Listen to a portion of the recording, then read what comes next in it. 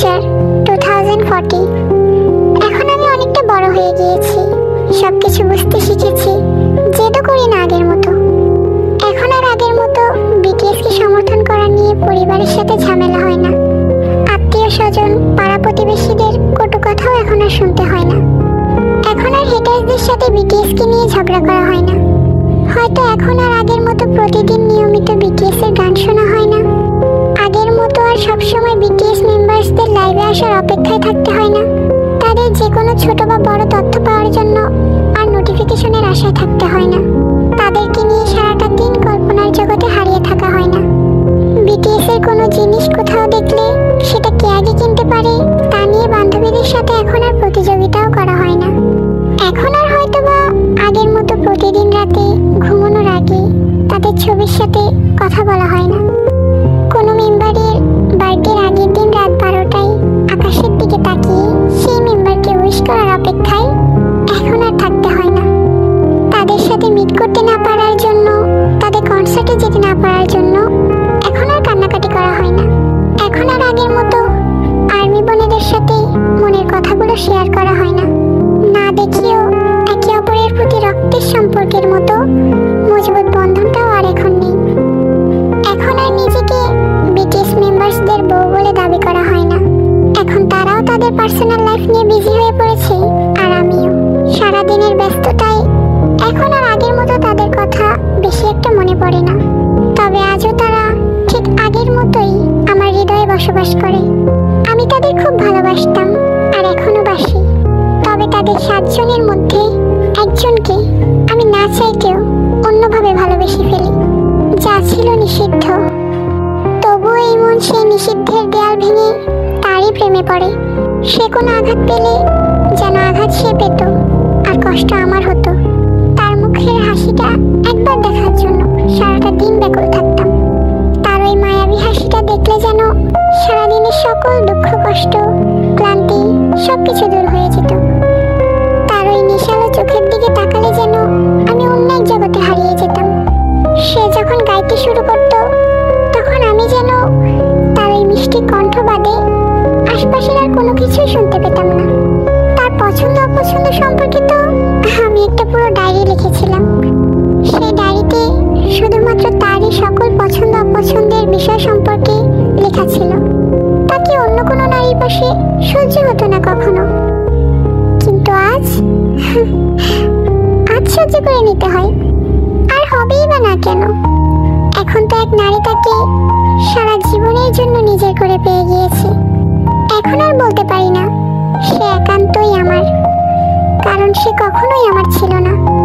এখন হয়তো আগের মতো তার জন্য আর পাগলামো করি না, তবে আজও আমার বুকের বাপাসের রাজত্বটা তারই।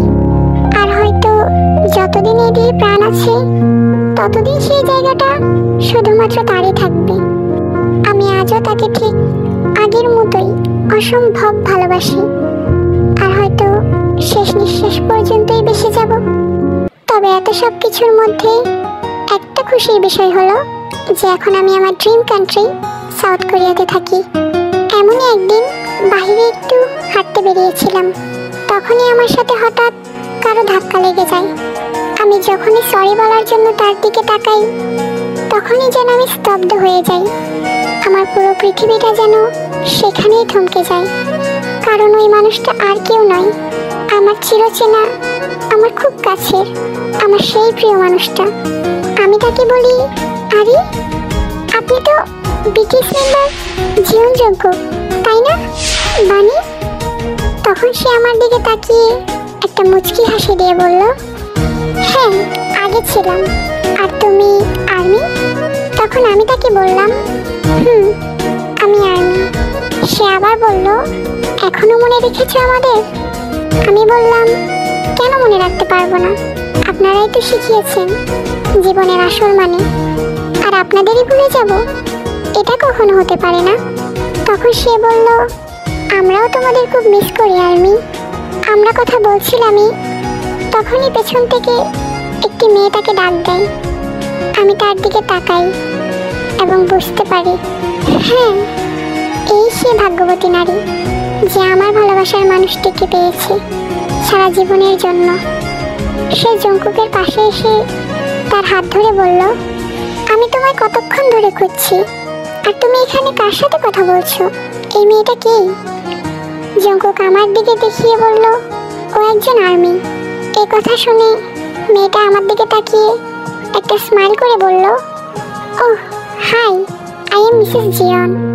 মিসেস জিয়ন শব্দটা শুনতেই যেন বুক ফেটে কান্না পাচ্ছিল, কারণ এই নামটা দিয়ে পরিচয় দেওয়ার স্বপ্ন আমার ছিল। তবুও বহু কষ্টে নিজের কান্না চেপে রেখে একটু মুচকি হাসলাম। সে জঙ্কুককে বলল, এখন আমাদের বাড়ি ফেরা উচিত। তখন জঙ্কুক আমার দিকে তাকিয়ে একটা স্মাইল করে বলল, এখন তো আমায় যেতে হবে, তুমিও বাড়ি ফিরে যাও, বৃষ্টি হবে হয়তো।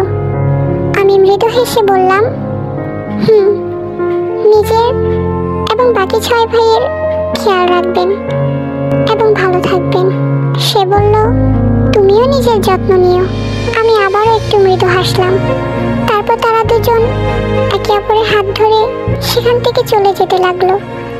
আর এই দৃশ্য দেখতে দেখতে হঠাৎই আমার চোখ জোড়া ঝাপসা হয়ে আসলো। এতক্ষণ চেপে রাখা কান্নাটা যেন এখন আর কোনো বাদ মানছে না। শত চেষ্টার পরও চোখ দিয়ে অঝরে গড়িয়ে পড়া অশ্রুগুলোকে আটকাতে পারলাম না। আজ আকাশটাও হয়তো তার জমিয়ে রাখা কষ্টের ভার আর নিতে না পেরে আমারই মতো কাঁদছে।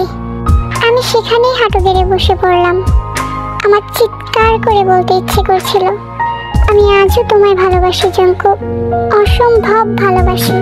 খুব ইচ্ছে করছিল তোমায় দেখার সাথে সাথেই তোমায় শক্ত করে জড়িয়ে ধরে বলি, আমি আজও তোমায় কতটা ভালোবাসি। তবে আমার ভাগ্যে হয়তো এটাই লেখা ছিল, তোমায় না পাওয়ার বিরহে সারাটা জীবন কাটানো। হয়তো ওয়ান সাইড লাভারদের এটাই শেষ পরিণতি। ভালোবাসি বলেই কি তোমায় পেতে হবে? থাক না কিছু ভালোবাসা অপূর্ণ হয়ে।